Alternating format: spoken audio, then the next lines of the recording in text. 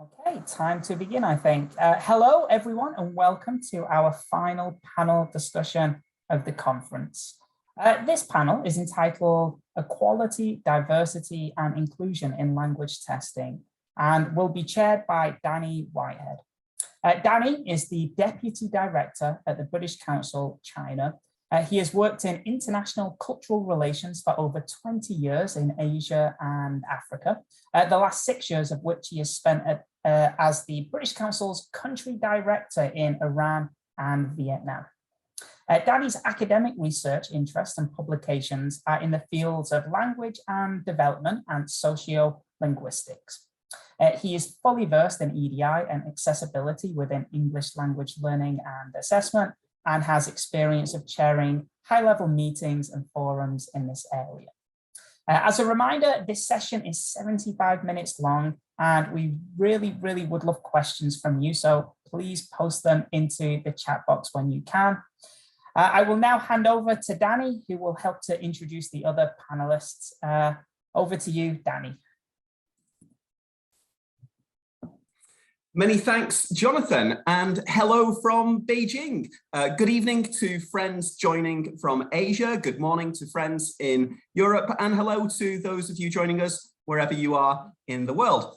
As Jonathan said, my name is Danny Whitehead. I'm the British Council's Deputy Country Director in China. And thank you so much for joining us for this panel on equality, diversity, and inclusion in language testing. Now, this is the very last panel of New Directions 2021, and we've got a critically important topic to close what has been another powerful and impactful conference this year. Many organizations in the world today are committed to actively promoting equality, diversity and inclusion, or EDI, and aim to challenge prejudice and discrimination and encourage fair treatment and opportunity for all. Over the next 75 minutes, our speakers will discuss and answer your questions around EDI and accessibility within English language learning and assessment. We'll be looking at the challenges faced by test developers and administrators to ensure that all candidates, regardless of background, identity, learning differences or abilities, or other characteristics, have an equal opportunity to participate fully and achieve their best. And we'll also be considering diversity and representation in test materials and the challenges of designing and delivering tests which promote and reflect diversity. I'm delighted tonight to have with me our four panelists, Catherine Gator, Lo-Get Kim, Gemma Bellhouse, and Professor Judith Kormos. We're going to start tonight with a short presentation from each of our panelists, providing an overview of some of the work and research that they have been leading on, followed by a couple of questions to frame some of the main issues around EDI in language testing. After that, the most important part will then open up to an extended question and answer session from our audience. So please do start sending your questions in through the platform chat box. We want to hear your questions, and we want to make sure that the panel is as relevant to your work and your practice as possible. So please do put forward your questions either for the panel or for individual panelists. We're going to start tonight by a presentation from Catherine Gator. Catherine is an Equality and Diversity Programme Manager at the British Council, focusing on English and exams, and has previously specialised in Athena Swan and other national and international accreditation schemes. Catherine is a school governor with a special interest in special educational needs and disabilities, and has worked in many large-scale international facilities and higher education institutions. Catherine previously chaired the European Intergovernmental Research Organisation Forum Working Group in Diversity and Inclusion. Catherine, over to you. Thank you very much, Danny. It's a great pleasure to be calling in to the event from London. And I just wanted to take the opportunity to give a brief overview of the equality and diversity and inclusion strategy within English and exams in the British Council, which is of course very closely related to the EDI strategy for the British Council as a whole. Talk a little bit about our progress on anti-racism and EDI in this last year, and look ahead a little bit to what we're aiming to do in the next 12 months. And I think we can say that, you know, our vision for equality, diversity and inclusion is very consistent with the British Council's views and values as a whole. So we're talking about values that are about being open and committed, expert and inclusive, and optimistic and bold. And, you know, inclusion is heart and center in those values, but also we're looking to be optimistic and bold and open and committed within our EDI work as well. And you may already know that the British Council's EDI policy focuses on 6 of what are 9 protected characteristics under the Equality Act. And for the British Council, the ones we focus on are age, disability, ethnicity or race, gender, religion or belief, sexual identity. And we also have socioeconomics as a cross-cutting strand that goes across all of those areas, because really when you're looking at inclusion, you don't want to be taking a siloed approach to that.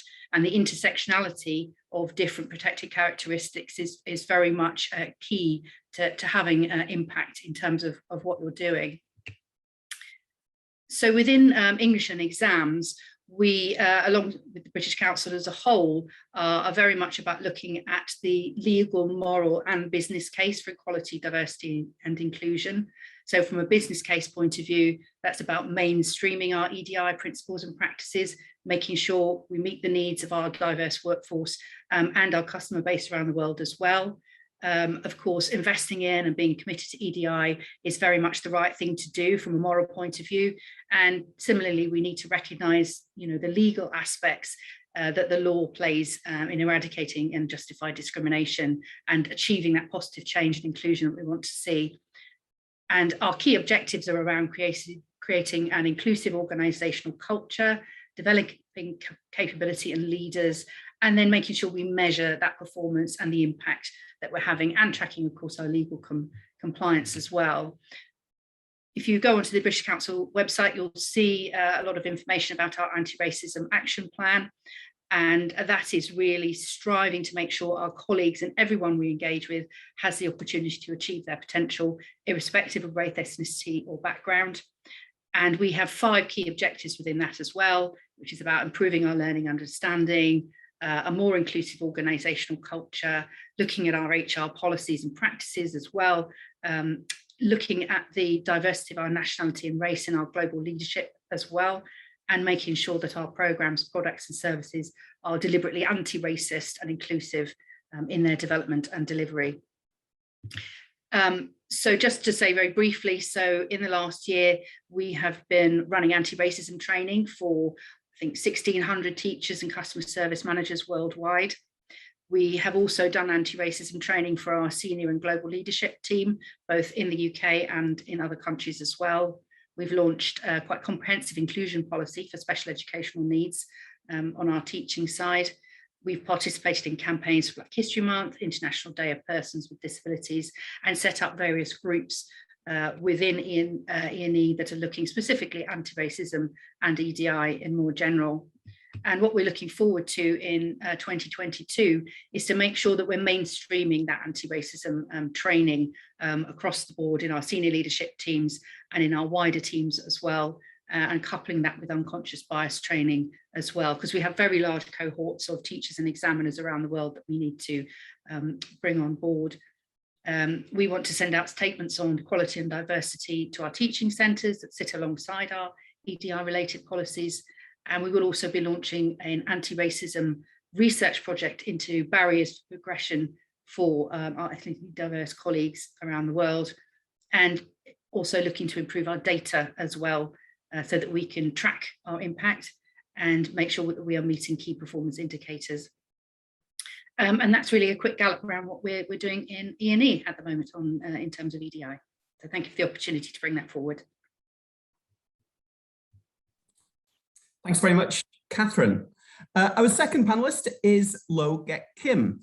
Since 2006, Get Kim has been contributing to the workforce development in Singapore, mainly under the auspices of Skills Future Singapore Agency, where Get Kim is currently the director, and also the Singapore's Workforce Development Agency. Prior to her current post, Get Kim oversaw the development and review of the Singapore Skills Framework and the National Continuing Education and Training System, and championed and drove the development of the skills frameworks for 34 sectors, which will benefit around 2/3 of the entire Singapore workforce. Get Kim, I'd like to invite you to tell us a little bit more about your work.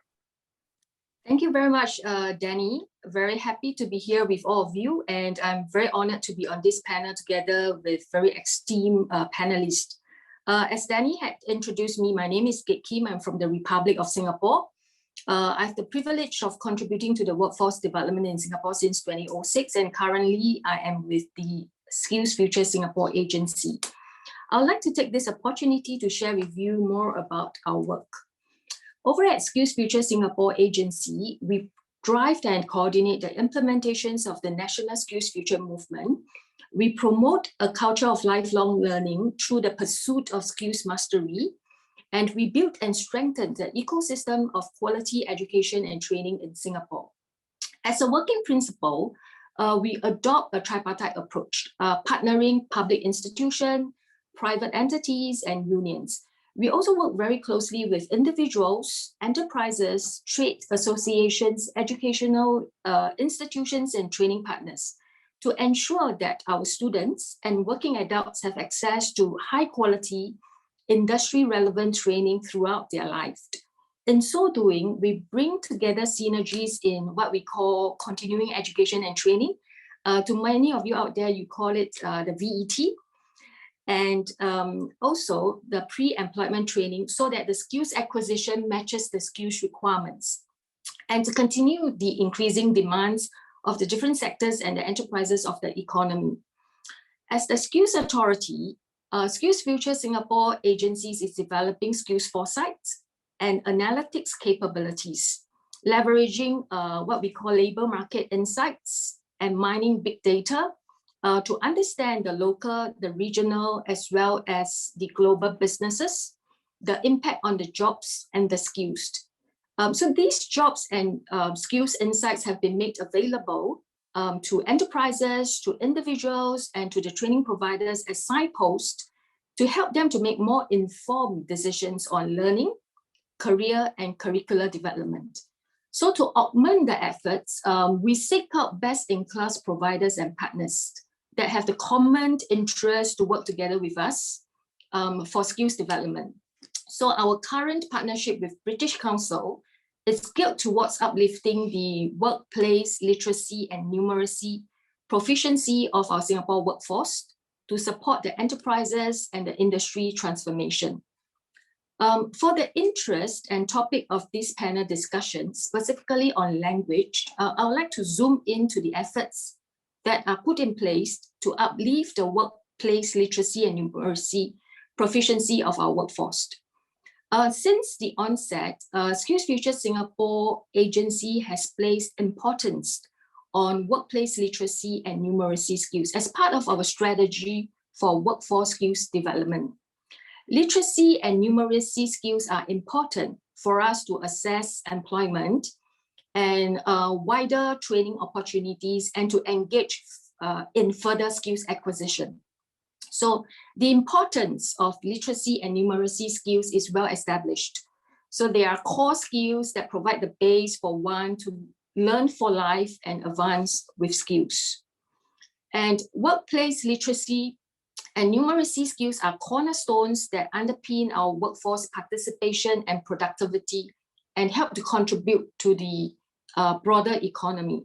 So in Singapore, championed by the Skills Future Singapore agency, the Workplace Literacy and Numeracy Program, or WPLN, aims to make the workplace literacy and numeracy training and assessment relevant and accessible to the workforce. So given its importance, Skills Future Singapore is proud to have partnered British Council on the development of the WPLN assessment. So with that, I hope that I've given you a sense of what I do and an overview of what we do at the Skills Future Singapore agency. Thank you very much, Get Kim. I'd now like to introduce Gemma Bellhouse. Gemma is the Test Product Quality Assurance Manager for the British Council APTIS test. Gemma's research has covered language test washback, teacher training, language learning, strategies, and corpus linguistics.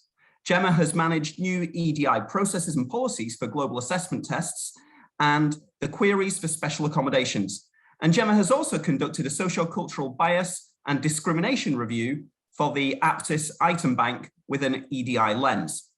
The results of that have led to an EDI quality policy for test item writing and content creation. Gemma, over to you. Thank you, Danny, and thank you all for having me here in the panel today. I feel quite honored actually to be included in such an important discussion with people who've been doing such marvelous work in EDI. So as Danny has said, I'm Gemma. I'm the Test Product Quality Assurance Manager, and I work within the Global Assessments team at the British Council. One of my responsibilities is to manage the special accommodations for the tests of global assessments, and that's including the WPLN test, which Logek has already been talking about, and which is of course available in Singapore. So test accommodations can be either changes to the test format, such as a bigger font, for example, or changes to the delivery itself, for example, a private room for the test candidate. So these changes make the test more accessible to test takers with physical or invisible disabilities. And I also manage the EDI processes and policies and the data collection of these special accommodations. That is, what special accommodations do we offer our test candidates? How can we deliver them? And how can we ensure that we are learning from the feedback that we receive on our services as well? So in fact, since the beginning, the EDI query system for global assessments tests has been completely individualized. And rather than standardizing the EDI offering and offering perhaps the same accommodation to every candidate with a hearing impairment, for example, we want to find the best solution and the correct accommodations for every single test candidate. So it may be that we need to create extra resources. We may need to consult with members of the assessment research group to find out exactly how to best suit the needs of an individual. We might also need to work directly with examiners to get a skill marked offline, and this can take a bit longer. So we do ask that EDI queries are raised 6 to 8 weeks in advance of the test date, although typically that much time is not needed. Another aspect of my EDI responsibility as I manage the quality assurance of our tests is the representation and inclusion of the test content itself. And as Danny already mentioned, at the beginning of this year, I conducted a review of our Aptis General content to examine the aspects of equality, diversity, and inclusion. And I looked at gender roles, minority and disability, representation, and also socioeconomic themes that came up in the content. So first, I used the lens of what I call group representation. So asking the question, are minority and vulnerable groups represented when possible, such as in images and accents? And then how can we better ensure a strong representation? And the second category I used was privilege balance. So this refers to the review of gender and also other biases such as ethnicity. And we looked at the assignment in particular of authority within the tasks. For example, who is the expert in an interview between a male and a female, or who tends to always be the expert? And then another example, maybe who is the person who's serving the people at the table in a photo at a restaurant. And these things can seem, you might not think about it, but during the review, we analyzed exactly who was doing what in all the images, and it was very, very interesting.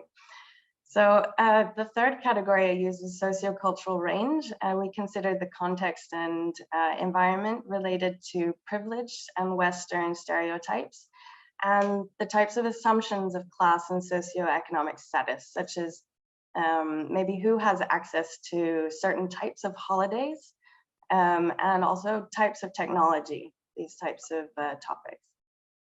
So some of the results of this review, after noticing some patterns, became actually a little bit shocking. The British Council, of course, we are quite proud of not upholding and not encouraging certain stereotypes. So of course, this can't be reflected in our test content. And from the results of this review, we've already begun to make some changes in our item writing and quality review stages of the test production and the sign-off stages of the test content, which I manage. So some of the changes that were involved, we've given now a stronger emphasis to female and minority roles in text, images, and dialogues. And another result of the review was actually to include many more voice actors with accents representing a range of countries in the listening audios of our international tests. So this is to increase awareness of different world Englishes and also to reduce the stigma attached to certain accents. Hybrid accents are now also welcome, which is quite pleasant for me as I have one myself. You might notice. So for example, we had a voice actor who was originally from Pakistan and spoke Urdu, but currently lives in Birmingham. So he had more of a recognizable Northern English accent. And I don't know about all of you and your experience with your own accents, whether you've maybe been judged or maybe even been given better treatment because of your accent, but this move towards more inclusivity feels actually for me quite personally important. I love English, of course, and language learning, and I hear all the time, really all the time. I live in Brussels and there's a very diverse population here, that people feel insecure and they feel judged because of their accent. So if they're afraid to speak English or other languages, even because of their own individuality and their own identity, then I think that we as an exams board have a responsibility to change this outlook if we can. There are, of course, some doubts about including European and Asian accents in a standardized international English test, but the results from the candidates actually have been mostly positive so far. They've said that the voices are clear and understandable and that the accents actually make the test more relevant and applicable.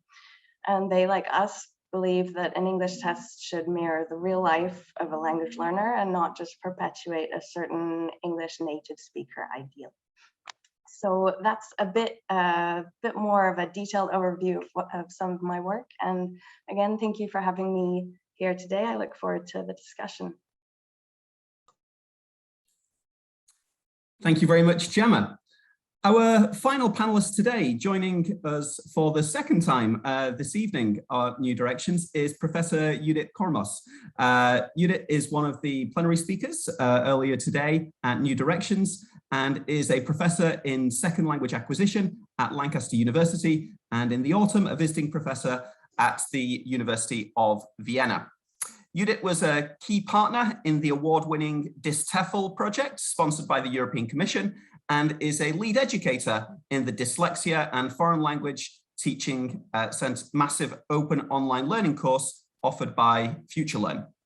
Judith is the co-author of the book Teaching Languages to Students with Specific Learning Differences and has published widely on the effect of dyslexia on learning additional languages. Judith is the author of multiple research papers that investigate the role of cognitive factors in second language acquisition and has been recently working on 2 Erasmus Plus funded projects that have developed digital language learning tasks for inclusive language teaching. Judith, thank you very much for joining us for the second time, and over to you. Well, thank you very much for inviting me to be part of this panel. And it was really fascinating to hear about all of your work. It's very interesting, and really I feel honored to be part of this.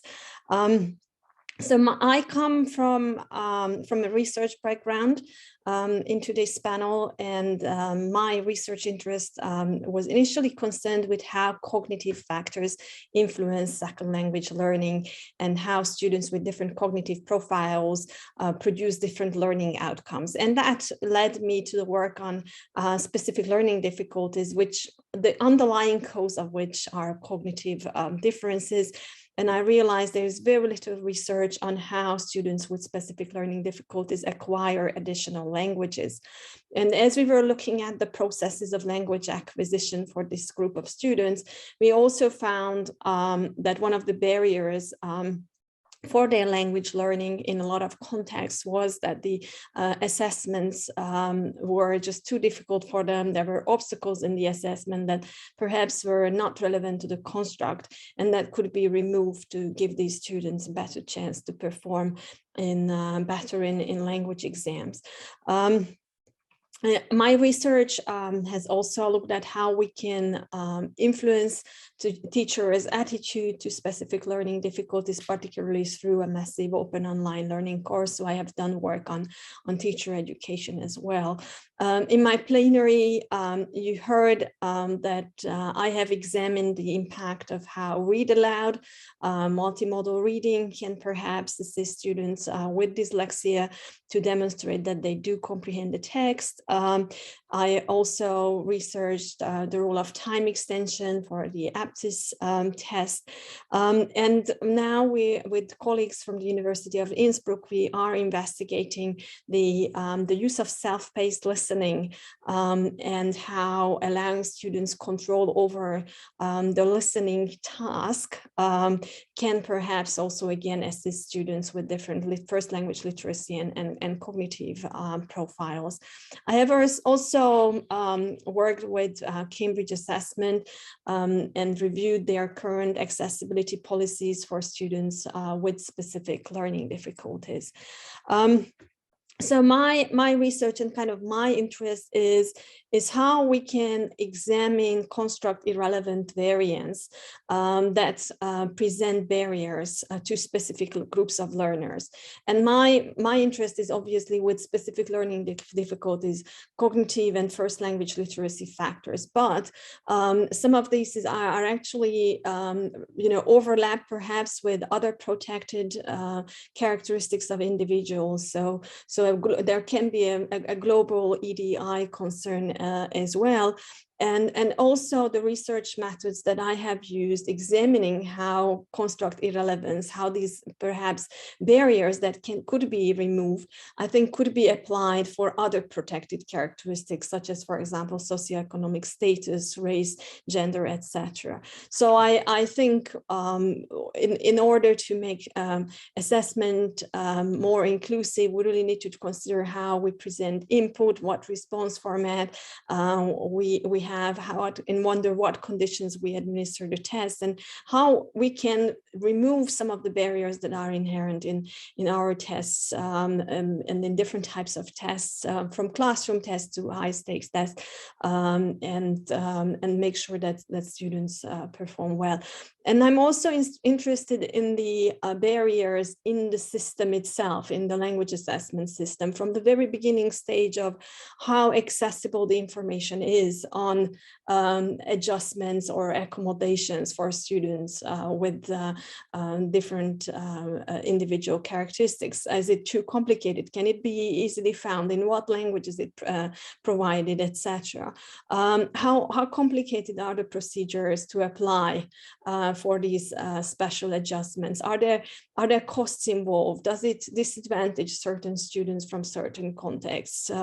And then also, once we get to the adjustments, how are they implemented? Are they useful for the candidates themselves? And that kind of ultimately leads us to universal design, and how can we design tests where we don't have to give so many accommodations and adjustments, because everybody can perform to the best of their knowledge. So that's my work. Thank you.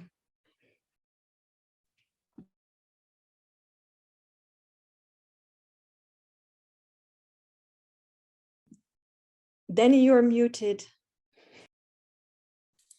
Somebody had to do it first. Thank you very much, Judith.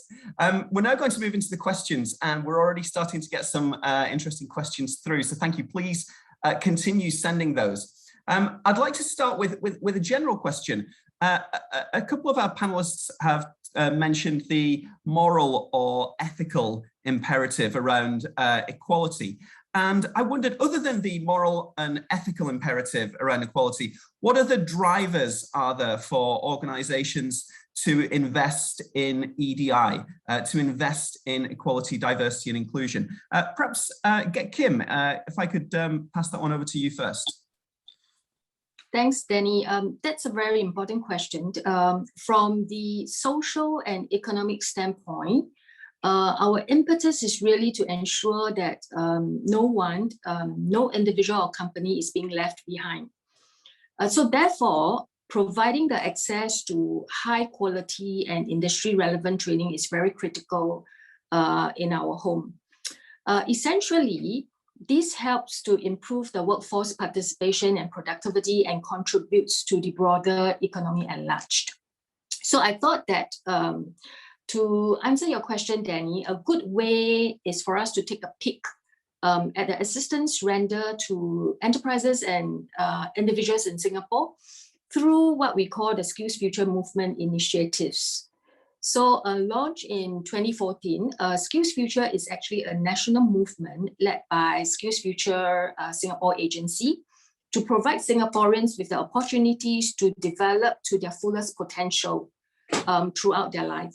So there are 4 key thrusts under Skills Future, centering around individuals, educations and training providers, employers, as well as around culture.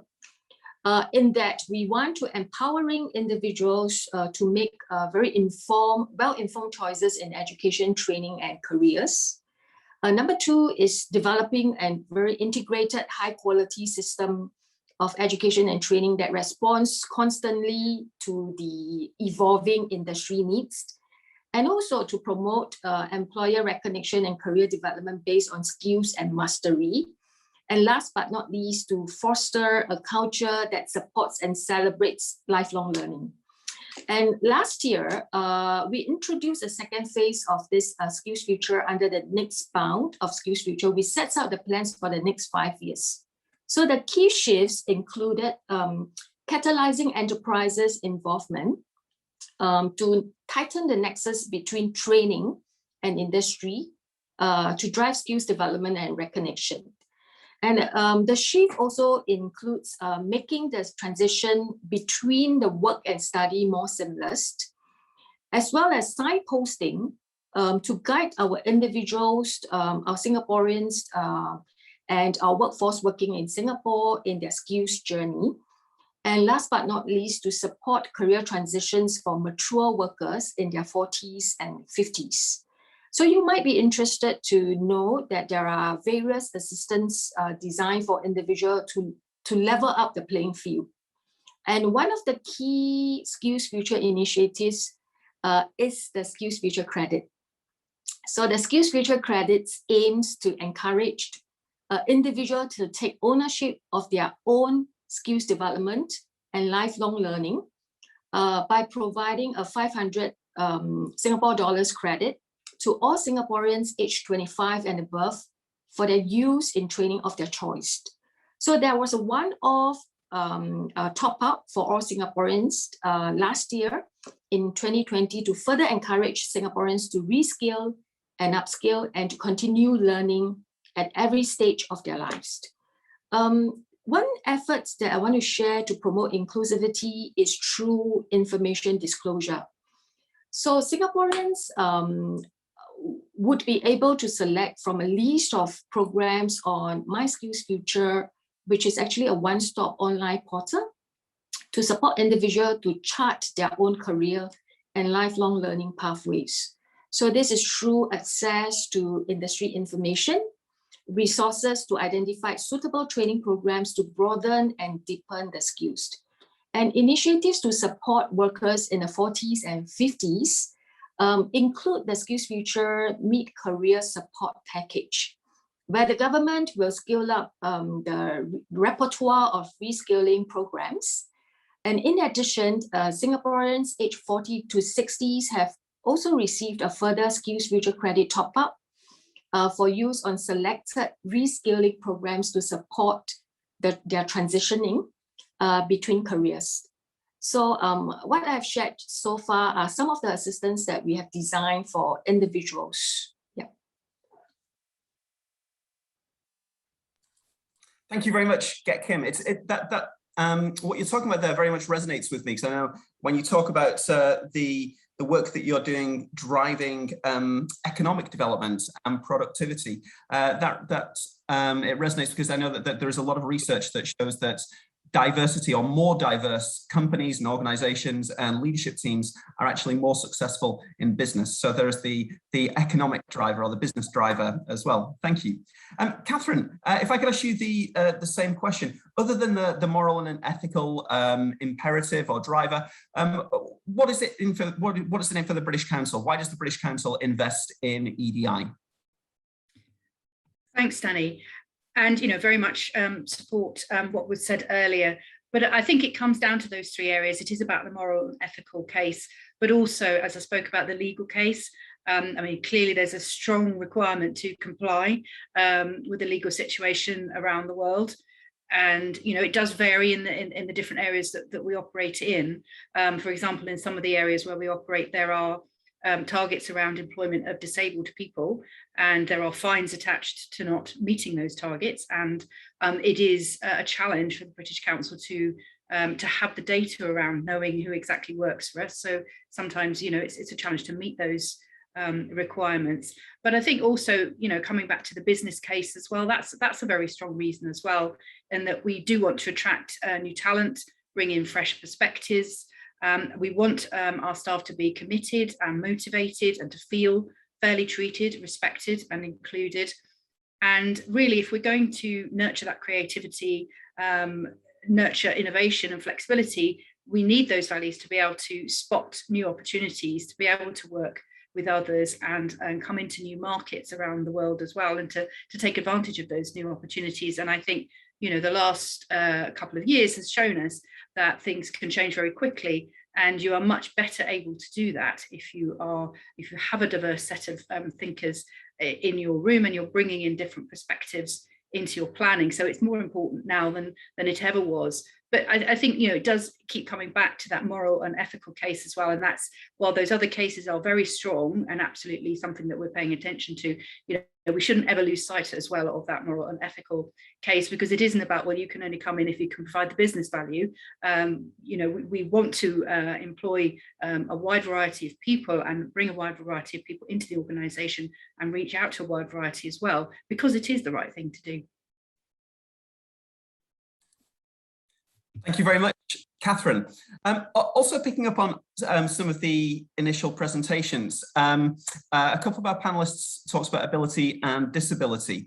And the British Council follows the social model of disability, where measures are taken in order for everyone, regardless of ability or disability, to be able to take part in all aspects of society. And it focuses on environment and attitudes, and measures that can be taken to adapt the environment to ensure full participation and representation.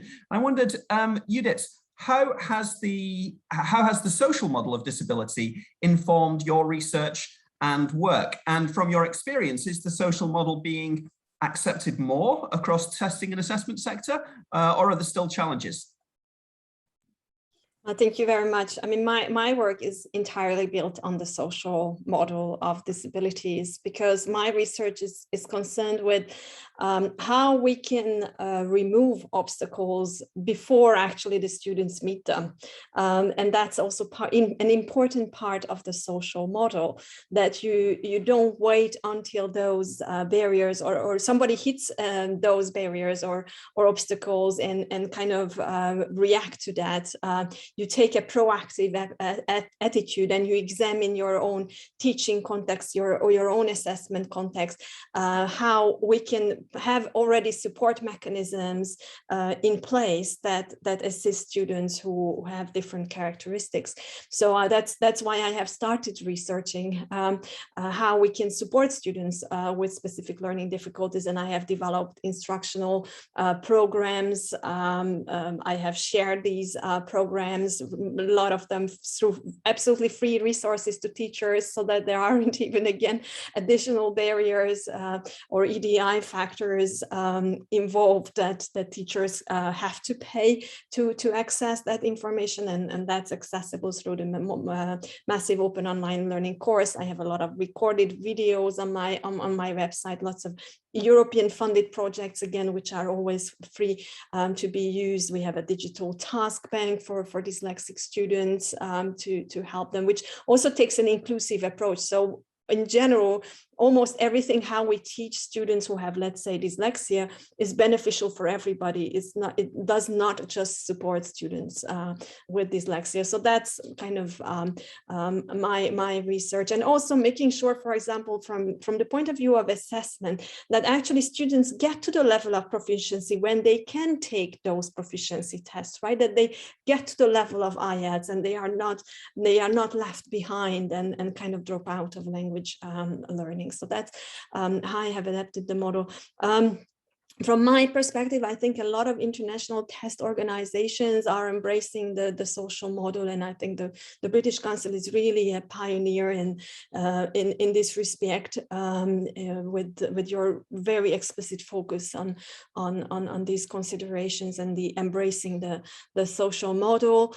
Some other big testing organizations have done similar works. For example, some of the educational testing services, really excellent accessibility policies in place. And I think where more work needs to be done is probably sometimes at the national level, where in certain countries, high stakes tests are administered for university admission, school leavings exams, etc., where the social model is not applied, and often not even, no accommodations or adjustments are provided. And also one thing that perhaps is also important in a lot of contexts is working with the society to remove the stigma around some of these protected characteristics, so that students come forward and are open about some of their challenges, and we can support them. Thank you very much, Judith. Gemma, I'd like to also pass that question on to you. Judith mentioned there the British Council, and thank you very much. Gemma, what's your perspective from inside the British Council? Yes, I thank you, Danny. I can definitely echo what Judith said, and of course the work I do in the EDI special accommodations reflects the social model completely. I'd say actually in the British Council, we're very fortunate to be encouraged to embrace differences amongst colleagues. I feel like they're constant reminders actually to the line managers, myself included, and as employees to make adjustments for each other and to open the conversation, actually, neurodiversity especially. And I have ADD myself, and I have a colleague who has dyslexia, and we're very open about how we would like to be accommodated, how other people can make work easier and smoother for each other. So I know that the Black Lives Matter movement only increased the EDI focus as well for the British Council and for my team especially. And I began managing the EDI queries as soon as I joined the team in 2019. It was explained very carefully to me that we make these accommodations as easy as possible for the test candidates. The query process as easy as possible, as well, to give test takers the most fair and accessible experience. As for the general testing and assessment sector, I think you said it very well. It's becoming more and more important to everybody, to all exam boards and organizations. And actually my colleague, Richard Spivey, and I are actually in the process of putting together a new special interest group. So this will be focused on EDI and assessment, and it will be attached to EALTA, the European Language Testing Association. So everybody, and I mention this because everybody we've reached out to in other testing organizations for expressions of interest, and that includes Judith, who's here in the panel today, everybody's been very positive and ready to get involved in the discussion. Obviously we're all competitors, but we understand coming together and opening the discussion is actually going to make it, the special accommodations, for example, more transparent, to make the process more transparent for everybody is actually in our best interest. We want to make the policies and resources available, from the British Council, if that can help other organizations. We don't want to limit ourselves, we don't want to limit others, and we don't want to force people to reinvent the wheel, as it were. We can all learn from each other about how to make tests more accessible and fair. So yes, to wrap it up, I think the social model of disability has become more and more important. Society must adjust to accommodate everyone, and in my work, we can say that the test itself must adjust to accommodate everyone as much as is possible, of course, without compromising the validity of the test. Thank you very much, Gemma. We're getting some very interesting questions in from our audience. I'm going to put two of them together because they're around the same theme. Ahmed has asked, can integrating AI in language assessment increase equal opportunities for test takers? And that links to another question on technology. Is technology in language assessment likely to reduce or exacerbate inequality? Who would like to take that one first? You did. I think these are very interesting questions, and thank you for raising them. From my perspective, I think the answer to both of these questions is very similar. To some extent, yes, technology can reduce inequality. Like if you remember my talk, I think some of the technology allows you to adjust color on your screen, to enlarge font size, maybe to hit a pause button and take a break, do the test from your home, etc. Artificial intelligence maybe can help assess certain students' special needs again. However, technology can also exacerbate inequality, socioeconomic inequality, just to mention some of the problems, and then also it assumes that, for example, students with specific learning difficulties would be able to handle the affordances of technology, which may not always happen. So they might actually be disadvantaged by certain aspects of technology. And I'm not a researcher in artificial intelligence, but we have to be very careful with artificial intelligence, because artificial intelligence works based on generalization and statistical learning, and there can be systematic bias in artificial intelligence in itself. So yes, it can help us, but we have to be very strongly aware of any potential systematic bias that artificial intelligence might create for the testing organization, for the test taker, test development, etc. Thank you, Judith. Would any of our other panelists like to come in on that one? Gemma. Yes, just to add on to that, absolutely agree with everything you just said, Judith.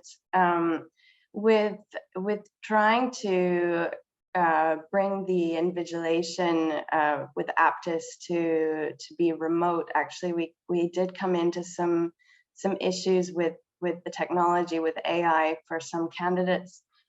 For example, if the candidates look away from the screen, for too long, or they keep looking away from the screen, then this will get flagged, of course. And this is where the human element is so important, because if a test candidate, for example, has an invisible disability, they may actually be too stressed, to keep making this kind of eye contact. They're going to be looking maybe wildly away, but they're not cheating, so they'll get flagged, but it's not for malpractice.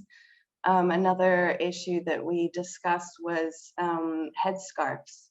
So if we need to identify a test candidate using technology, using some sort of passport verification, identification, that's done without a human, then this can be an issue. If somebody refuses to remove a headscarf, they can't be identified, then we need to again get a human involved, and we need to make sure that the test candidate is comfortable, in that kind of environment. So there are these types of issues that, you know, hopefully ensures that humans keep jobs in some respects. But yeah, there are limitations to technology, of course.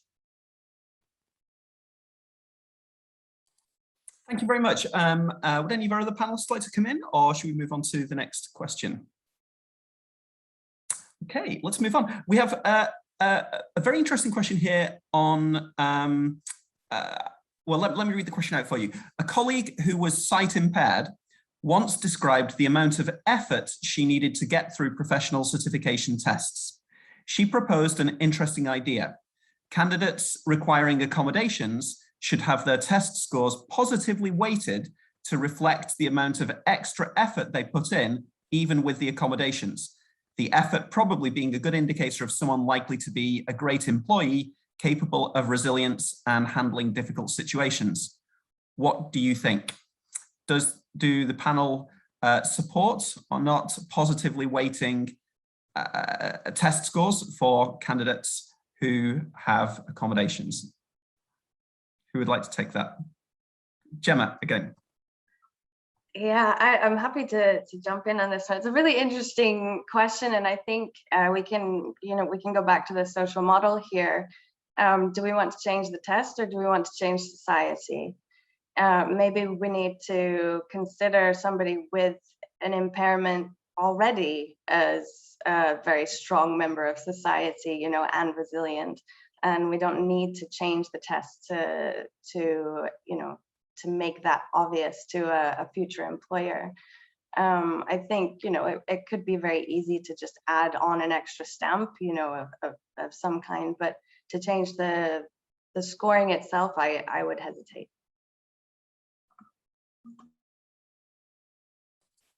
Thank you, Gemma. Any of our other panelists like to address that? Okay, we have a number of questions coming in around the theme of multilingualism. So I'm not going to put this together, but I think there's one specifically for Get Kim, and then we have another one that's just come in on the questions. Get Kim, the question for you is around Singapore's very multilingual society. And how does Singapore's very multilingual society impact levels of literacy? And how does that affect the work that you lead and the assessments that you have developed? Danny, thank you for the question.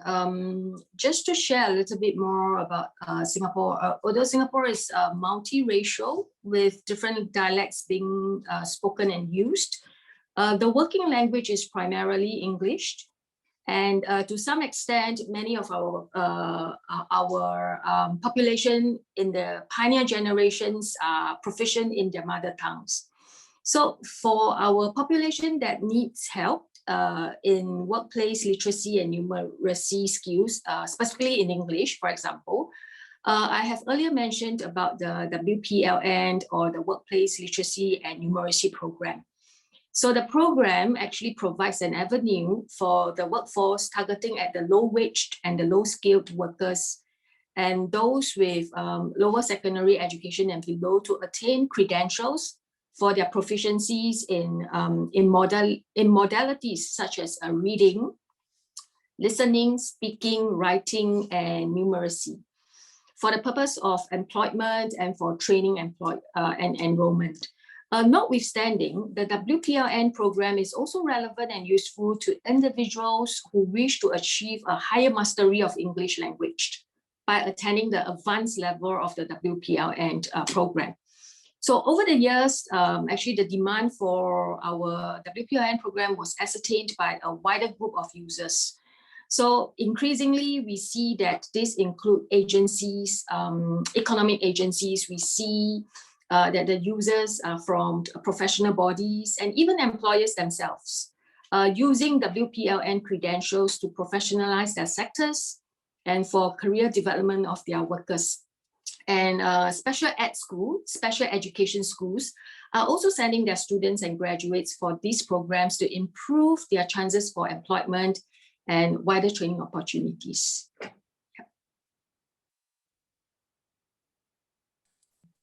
Thanks very much, Get Kim. And linked to that idea of multilingualism, we've got a question around standards of English. The question is that standards of English are in some ways defined by the British Council and other organisations that design high stakes language tests. And some argue that this disempowers speakers of other Englishes who are more likely to be non-white, multi-ethnic, or from lower socioeconomic groups. How does this fit with a commitment to anti-racism, and what can organisations who design high stakes language tests do to address it? Perhaps Catherine, if you want to take that one first. Thank you. Well, I mean, that's clearly a very interesting question, and something to reflect on, I think. But I think the work that Gemma described around auditing the materials that we have and bringing in other speakers, other accents into the materials that we have is starting to work towards that. I know that there is a lot of work going on at the British Council under the Anti-Racism Action Plan around decolonialisation, and that's a topic that's very much being talked about within cultural engagement, and it's something that English and Exams will be sort of getting to grips to in the next year, and understanding what that means for our processes in terms of producing our materials and how we work with test takers and language learners around the world. I mean, I think I would say in our teaching centres that we do have a very diverse set of teachers in our teaching centres as well.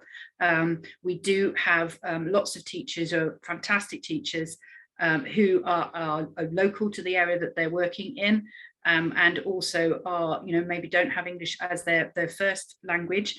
And, we very much welcome a diverse set of people to be part of our English language learning environment.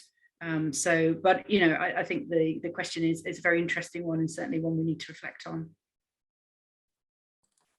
Thank you, Catherine. Gemma, do you have any comments on that? I think that falls probably within part of your research as well. Yes, and yes, as Catherine mentioned, that is definitely what we're aiming to do with bringing in more accents, and this includes, of course, Black and other non-white voices. We're also making some strides to move away from this typical middle-class range of topics in the productive tasks and the images, to better give candidates the opportunity and the encouragement as well to talk about what's familiar to them, and not just rattle off, some memorized speech about a holiday maybe they haven't even had the opportunity to take. A standard of English should be about the candidate's proficiency and their level of vocabulary, and not, a standard of life of a middle-class English speaker, whatever that is.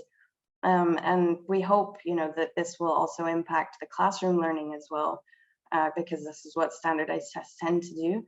And, language learning should be about learning vocabulary that's relevant for the language learner, and not just the vocabulary that's fit for the test. It should be very personal to them.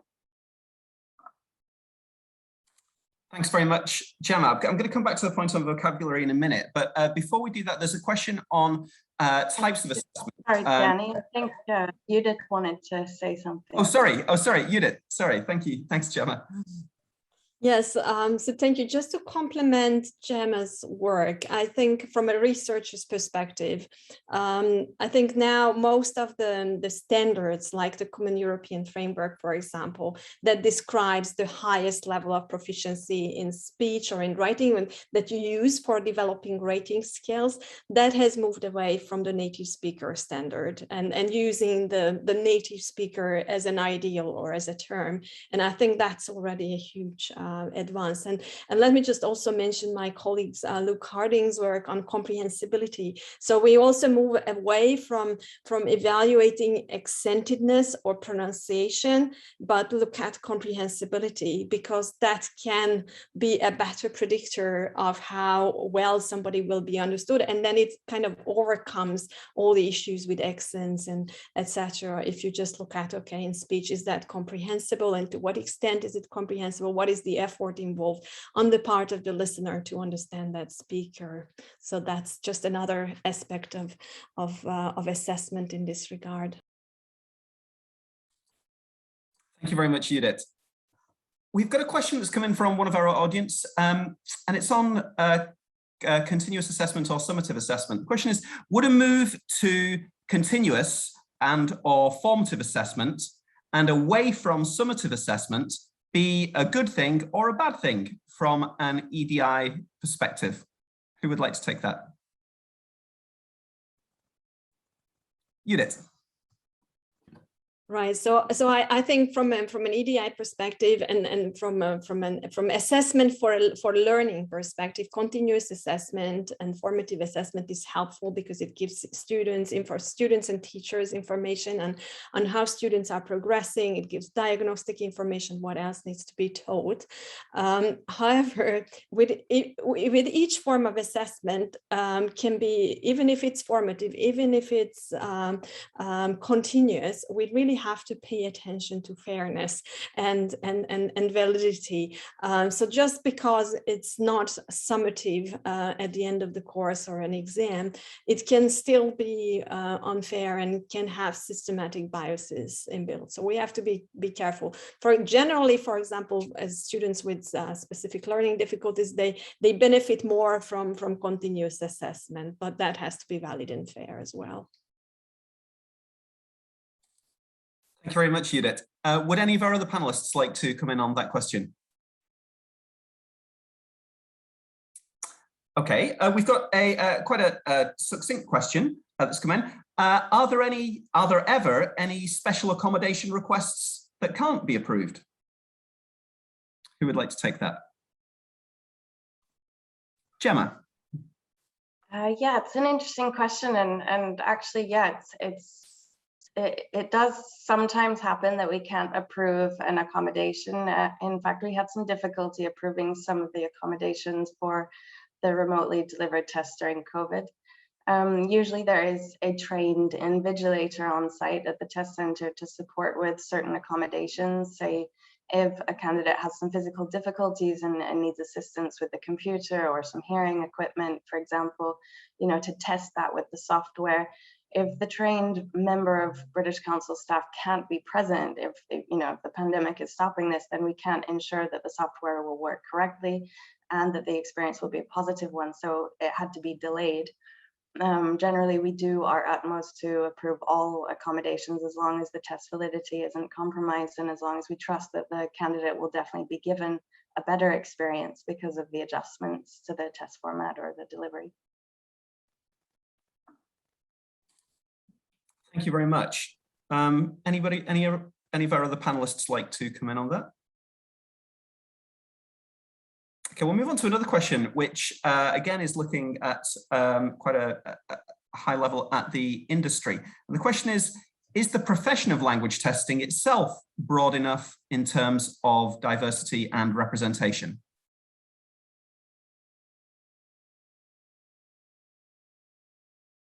Who would like to take that? I'm happy to speak on that one. I think the short answer is probably no,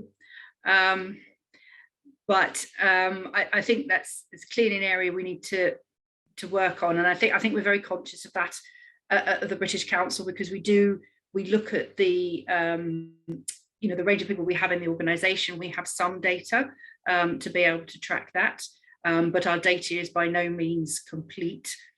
So this is, I think, something we need to work on in general, is encouraging people to have confidence to share data with us and to be really clear about why we're asking for that information and how we're going to use it. So there is some work, I think, still to be done in that area. And, as I mentioned with our anti-racism action plan project that we're planning to do in terms of barriers to progression, that, is really going to rely on people being confident to share that information with us. So that would be my sort of broad response, that we have an understanding that we probably aren't where we would like to be. And it's a question of finding, a clear pathway towards improving that balance, really. Thank you very much, Catherine. If none of our other panelists would like to come in, we'll move on to another question, which is around emancipation. And the question is that around language, and I think this links to something that Gemma mentioned earlier on about vocabulary. And the question says, languages are constructs. Choosing words leads to essentialism, the view that objects or people have attributes important to their identities. If this is considered a component of the nature of language, how can we use language as a construct to break down barriers or even to liberate or emancipate? Gemma, as you started off on this theme later, I'm going to pass that one over to you. I'm wondering actually if Judith has something to say before I jump on this one. Yeah, I'm happy to. Yes. I mean, labels or words we use to describe people are very important because I'm not a cognitive linguist, but we know through research on cognitive linguistics that that words and labels influence how we think, perceive, and act.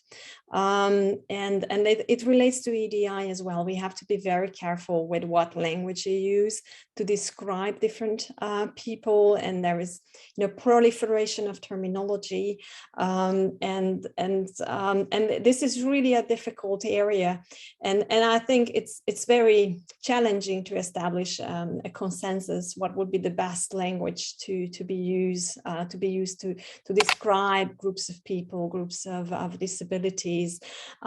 Just to illustrate, we spent with colleagues like days arguing about whether to use the term neurodiversity or specific learning difficulties or differences, and I think people who are affected should be consulted on the labels as well. What is the most helpful label? And also we need to consider the impact of the labels on educational policy making, because if we claim that that people are naturally diverse and we can establish a universal design, then it's sometimes policymakers withdraw the resources and they say, well, teachers can deal with the diversity and don't need extra support. So there is also this danger with using some terms and terminology, how it is then perceived by policy makers. So yes, it's a very tricky and very challenging and very sensitive question that needs to be handled with care. Thank you, Judith. Gemma, would you like to come in now? I don't think I have much to add. I agree completely. It needs to be handled very sensitively, and it's an ongoing process. We have to make progress, as much as we can. And of course, language is ever changing, and society is ever changing. So we have to try to adapt. Thank you very much. We've got time for one more question, and this question's coming in relating to one of our earlier Spotlight sessions. In the Future of English ASEAN Spotlight earlier, Dr. Willy Renandia mentioned that one trend in the future of use of English could be that proving one's ability to communicate effectively in English could be that tests are applied to all speakers, regardless whether native speaker or non-native speaker. Would that contribute to EDI in language assessment?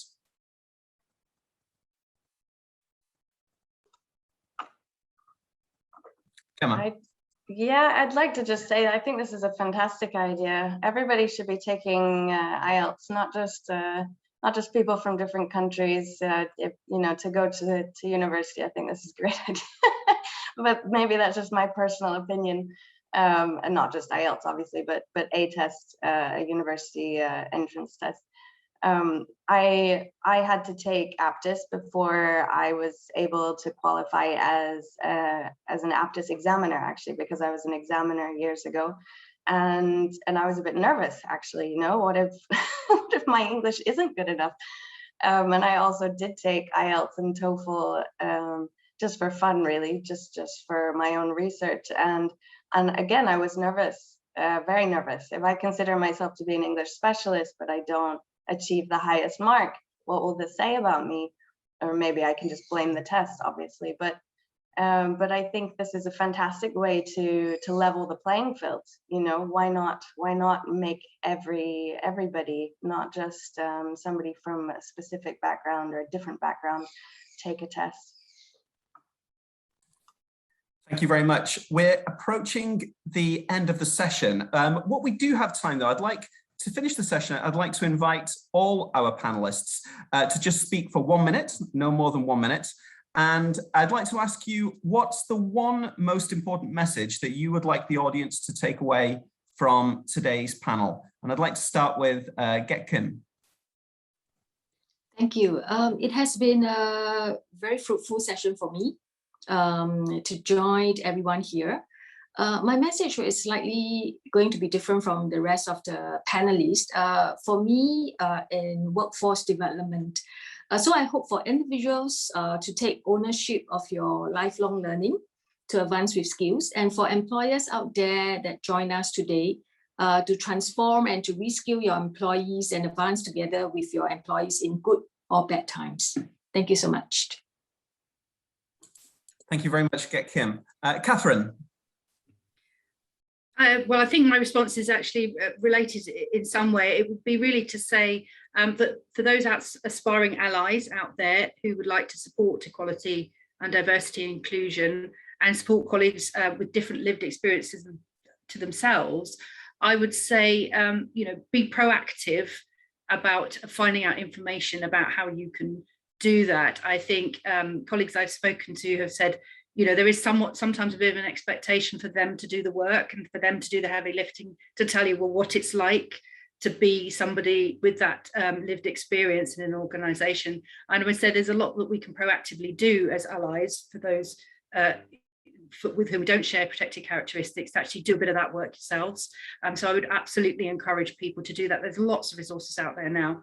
So please do take advantage of that. And by all means ask your colleagues as well, of course, but there's a lot you can do yourself as well, so I'd certainly recommend that. Thank you. Thank you very much, Catherine. Gemma. Yes, thank you. This has been a fantastic discussion. So great to listen to everybody and learn more about your work. For my message, I'd like to again repeat that the English language is always changing, and that language tests have to adapt to those changes in the language and changes in society, and also that for all of you that out there who speak a second, third, fourth language, don't worry about your accent. Embrace who you are, your identity, and concentrate on your comprehensibility.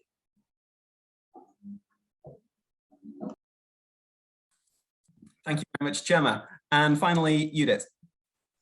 Well, thank you once again. This has been a really fruitful discussion, and it has given me insights into really fantastic work being done by different organizations in terms of accessibility and universal design. So perhaps my message is that from the perspective of the employer, from the perspective of the educational provision, policy making, test designers, ensuring accessibility and making sure that that everybody has a fair chance to succeed is our social and moral, as well as economic and legal responsibility. And there is a lot we can do across the profession, starting from the researcher to the test designer to the policy maker in different areas of the world. And I think we should cooperate, and we should listen to the voices and lived experiences of everyone, regardless of any characteristics. Thank you very much, Judith. That brings us, unfortunately, right to the end of today's session. Thank you so much to everybody who has joined us throughout the world. Particular thanks to those of you who submitted questions. I'm so sorry that we couldn't get round to all those questions. It would have been wonderful to have another 3 hours on this. Big thank you also to all our panelists today, to Lo Get-Kim, Catherine Gator, Gemma Bellhouse, and Professor Judith Kormos. Thank you very much. It's been a pleasure and an honor to chair this session. And I'm going to pass now back over to Jonathan. Thank you.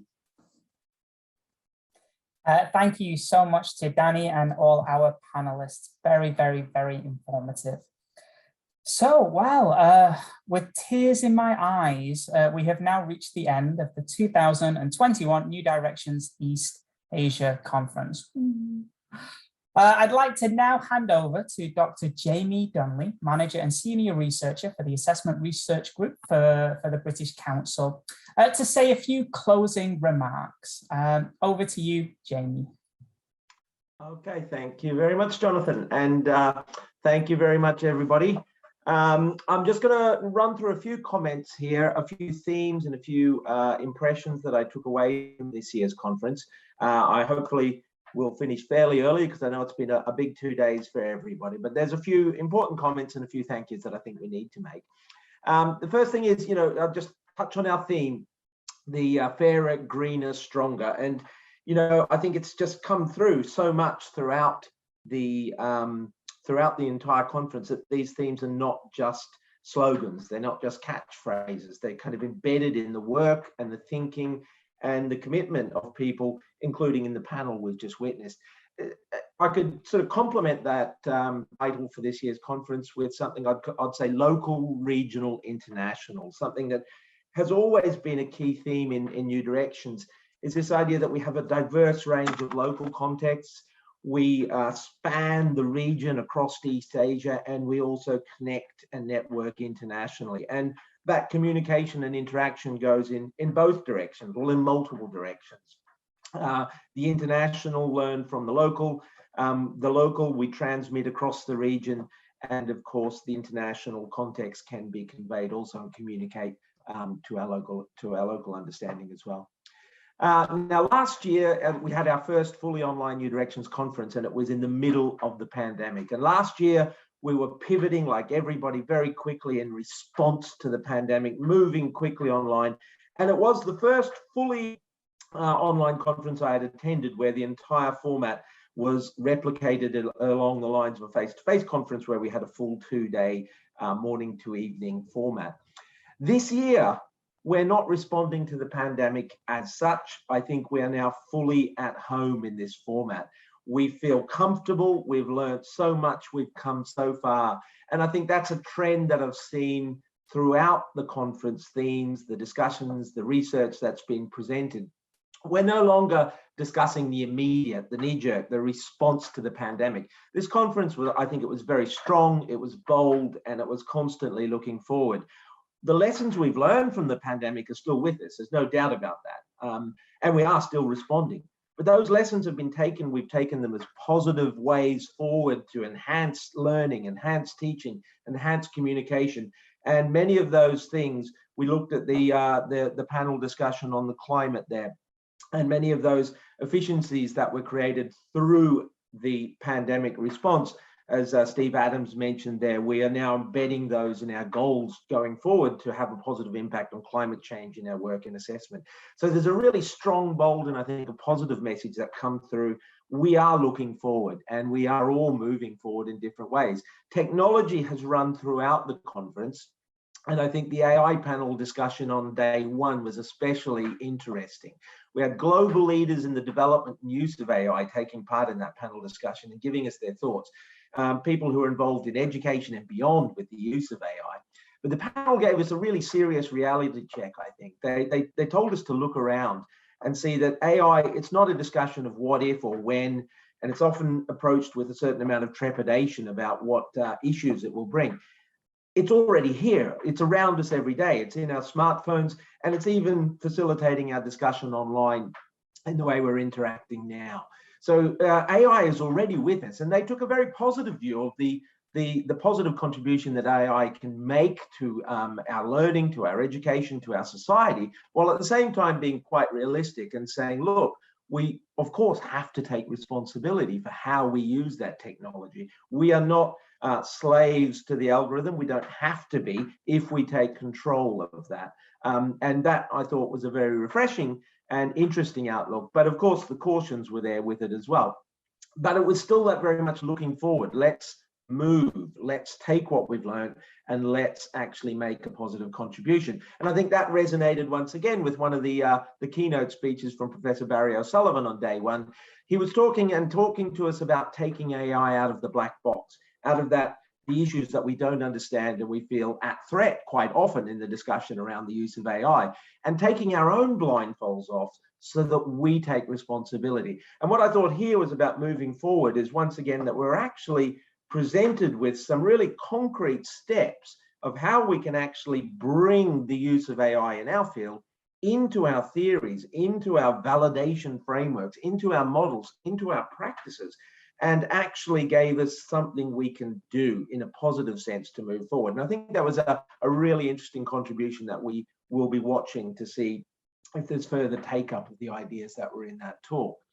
And again, looking forward, Stevie Spring, the chairman of the British Council, mentioned the British Council project that's currently we're engaging with colleagues around the world is the future of English, to understand the changing roles of English as a global language. And in fact, many of the themes that we're getting out of that project would indicate that actually, rather than future of English, we should be talking about futures in the plural. There are many different ways that English will be used going forward legitimately for different purposes, different contexts. And that really overlapped with Professor Lau's plenary on day one as well, talking about the plurilingual and the pluricultural context of Singapore. But those are lessons surely that are also relevant to all of us in our use of English now as a global language, as an international language of communication. So a really interesting talk there. And once again, all of those themes came back into today's talks. We had the panel discussion we just had on EDI. We had the greener, fairer, we had the climate change discussion, and we had Judith Kormos plenary, which I thought really highlighted a lot of these issues too, about fairness and equitability. The idea that making a test or an assessment system fair to people who might require accommodations and adjustments, really it's making it better for everybody. It's learning more about how we make better assessment and universal design, as she emphasized, and I think that was really important. So I think every year, one of the things that I'm struck with at New Directions really is it's the amount of sharing and listening that we do to each other and with each other. And every year we learn so much about the uniqueness of each other's specific contexts. But equally, I think what really impresses me is how much we learn about how we can share as well.